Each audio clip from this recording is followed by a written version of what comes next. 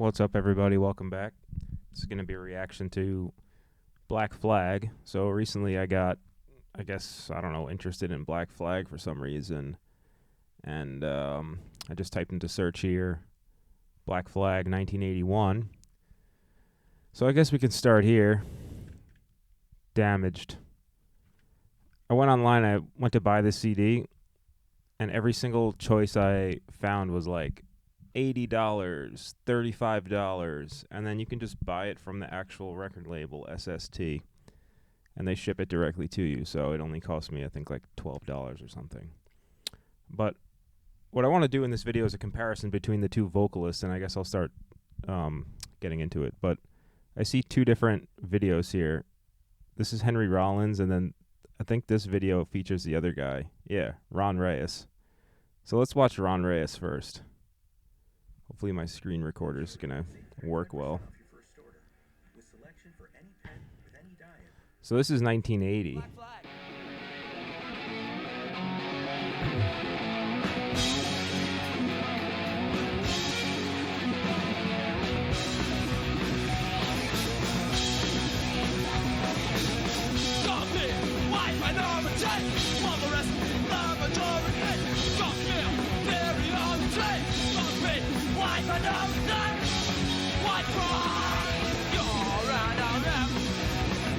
So we're seeing an acrylic guitar and an acrylic drum set.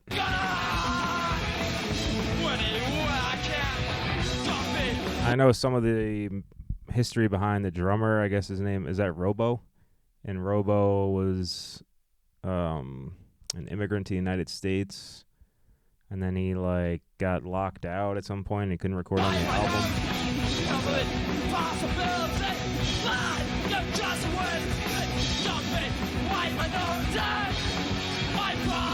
So this is like classic early punk rock, and what's funny, and this is something that I always talk about on the channel, is like a lot of what you sort of digest in terms of music history and like who invented what and who's quote unquote important and who's not.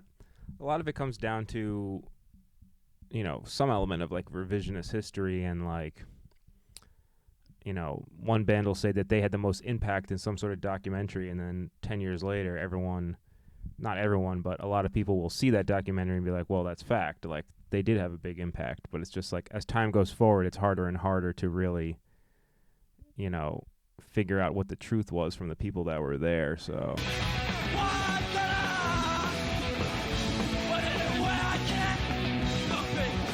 That says Gary McDaniel, but I thought the bass player's name was Chuck Bukowski. Yeah, that's Robo. Robo looks like he's like already like 35 years old. Now we got various different footage in here. Yeah, so this is like early 1980, early punk rock. Not even the original singer, not that it matters. I think the original singer left and formed another group, Circle Jerks, from what my reading has told me. But so far, I mean, I'm way younger than this. So when I was, I don't know, a teenager, this was 19, let's see. No, it was like 2001 when I was a teenager. So it's way after this, 20 years after.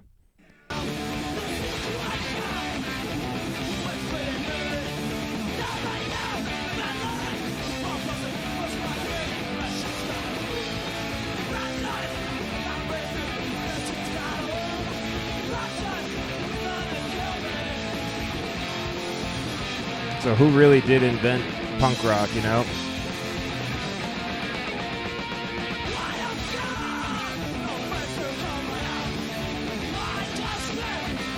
I just had a thought when I was actually driving earlier today about like what ends up happening is whoever has the biggest, you know, radius of exposure kind of gets credited for the invention of something like this. But once it reaches a place like California, it's like human nature where people just like pimp out an original idea and like beat it to death, and like, you know, not beat it to death, but people will just claim original idea like immediately. It's like an instant thing. You can see it on the internet all the time. It's like with these different trends and whatnot, in the blink of an eye, it's just like people have adopted it and figured it out. It's almost, I want to compare it to like Walmart's offering whatever, free roast beef sandwiches.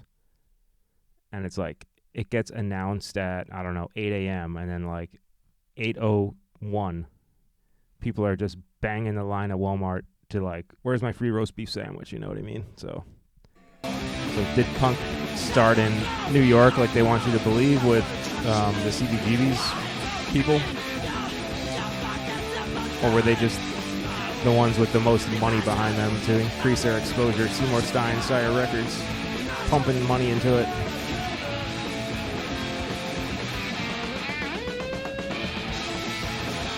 Pretty good synchronization between the audio and the video there.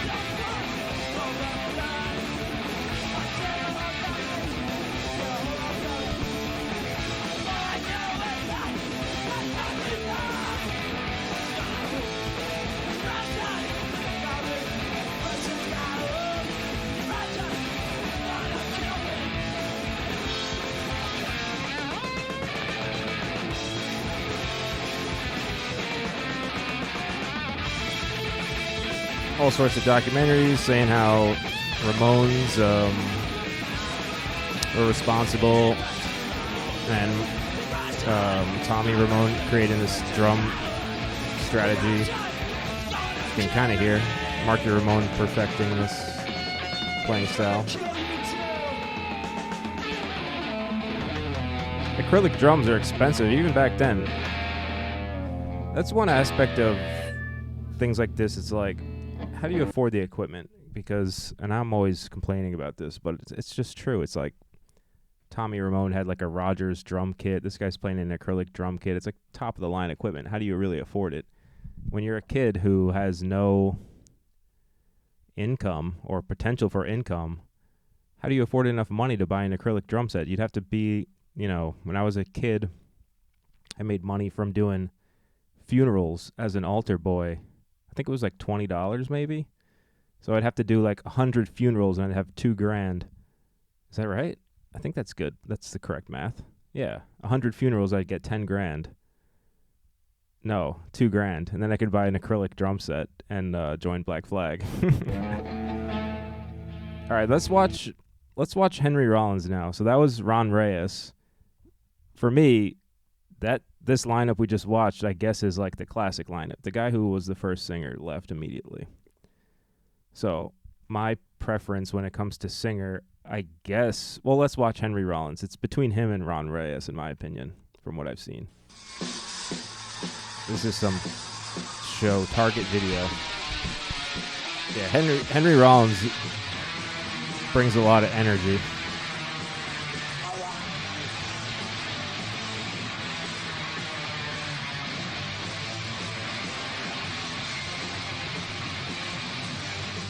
This is, I guess, before he took his pants off and just started wearing gym shorts. This is before My War, right? The album after Damaged.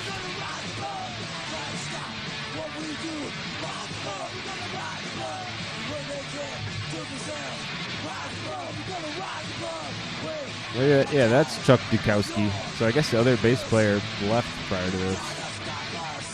And I was reading on Wikipedia that the guitarist Greg Ginn has a lot of trouble finding a bass player for Black Flag.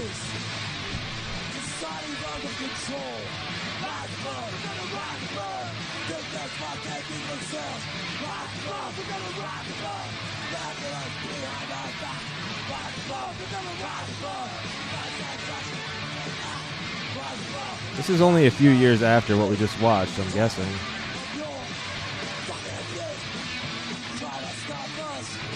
Alright, so that's Des Cadena, who was the singer when Rollins joined and took over, and then he switched to guitar. Still playing that acrylic guitar, huh? I wonder if Greg Ginn has had physical issues from playing such a heavy guitar. I did notice recently that the guitarist from Origami Angel was considering playing an acrylic guitar and then said, oh, it's bad for your back.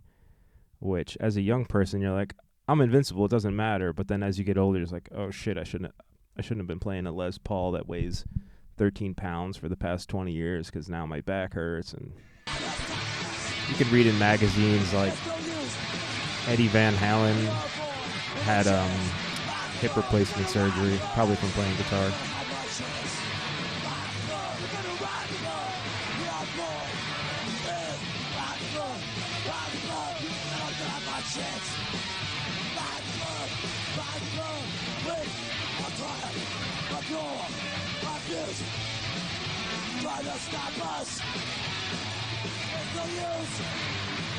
One of the classic signatures of a singer like Henry Rollins in a situation like this is big gallon jugs of water. I wonder if he has one there.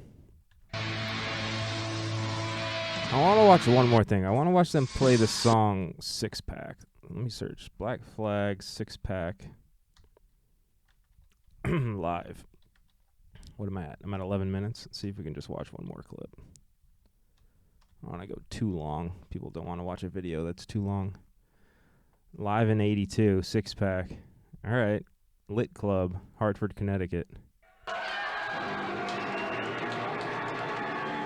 right, they're on some sort of stage. Looks like they're in like a gym or something.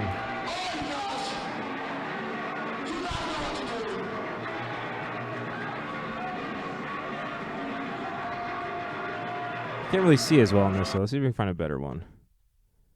This isn't black and white.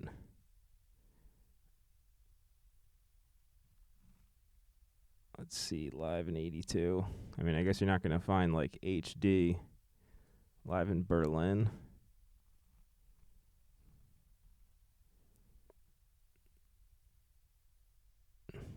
2023 with Mike V.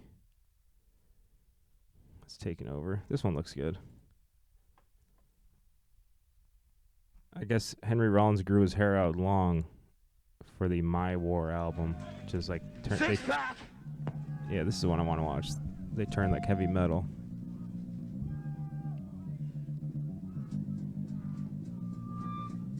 And now they have this girl on bass, woman. Don't know her name. Okay. Oh.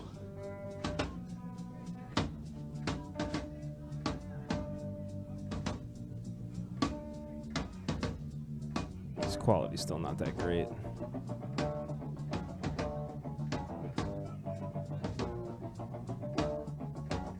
Hey!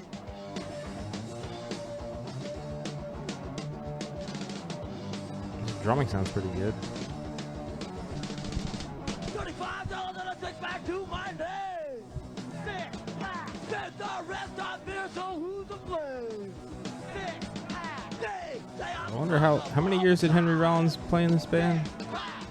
5 years or something? I know it'll be okay. That's right. When I get a six-pack in me, that's right. Girl, man, that's which one I like better.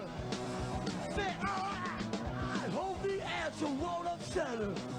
Six-pack. I was born with a bottle in my mouth. Six-pack. Now I got a six that'll never run out. All right, I guess that's enough of Henry Rollins. So final thoughts as I wrap this up.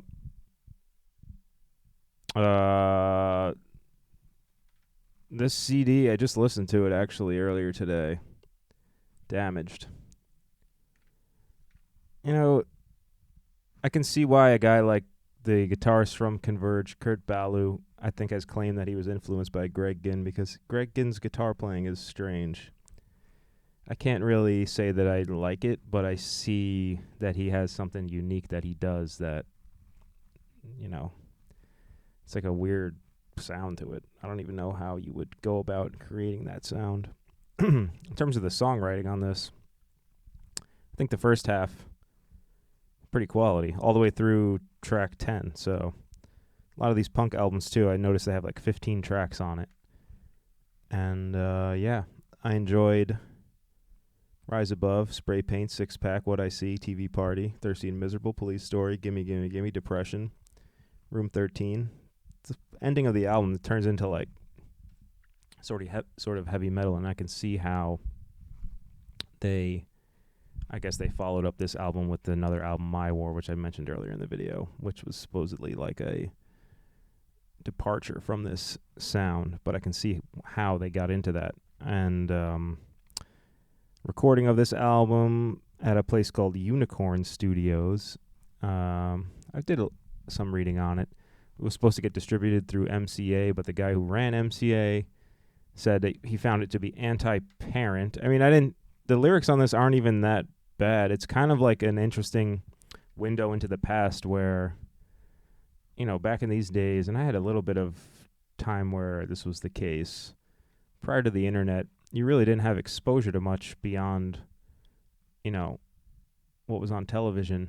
And so you have less idea of, or less awareness of the world around you. So when you receive something like this or you hear something like this, it can almost be like eye-opening in a way to a kid or a teenager, to where they, I guess, could take it too seriously and not kind of put it into perspective from a phenomenological perspective. So it's like life-changing. But yeah, I mean, that's why I'm sure when they played live, Henry Rollins was writing in his book, Get in the Van, that there were riots that went on, and I can actually see that for sure. You know, people flip out when they can relate to these ideas that are expressed on the album through the lyrics mostly. So as much as I love to knock lyrics, they are more important than maybe I give them credit for in, you know, certain situations. But it was not distributed through MCA because of the guy who was in charge claimed that it was anti-parent, and then they put a sticker on the album and they distributed it through someone else, and like the record label folded. They actually went to jail by breaking the contract with the label. They went to jail for 5 days, 2 of the members of the group, which is pretty crazy. So it's a whole clusterfuck. And I guess I do respect Black Flag more based on the fact that their band is incredibly dysfunctional, although it does reach a point where it's like certain bands kind of lose part of their legacy if they, you know, being dysfunctional is fine, but if you start like whoring out the band's name with just like random people playing in it, it does kind of lose a bit of the power behind it. And that's a common thing we see. But at the same time, a new member in a band can join after, let's say, they've been together for 10 years.